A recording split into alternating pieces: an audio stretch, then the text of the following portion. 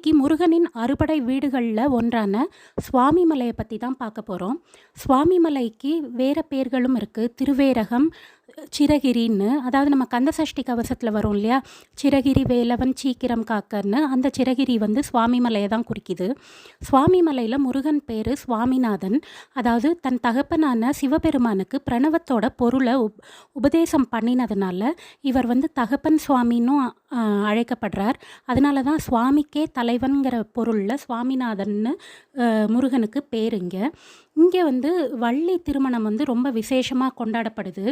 அதாவது நம்ம புராண கதைகளில் தெரியும், பிள்ளையார் வந்து யானை உருவம் கொண்டு வள்ளியை துரத்திட்டு வந்து முருகன்கிட்ட வள்ளி அடைக்கலமாகறாங்கன்ட்டு. இன்றைக்கும் இங்கே வள்ளி திருமணம் நடக்கும்போது யானை வந்து வள்ளி அம்மனை துரத்திட்டு வர மாதிரியும் முருகன் கிட்ட வள்ளி அடைக்கலமாகிற மாதிரியும் அப்படி தான் அவங்க திருக்கல்யாண வைபவம் இங்கே நடைபெறுது. முருகனுக்கு அரோகரா.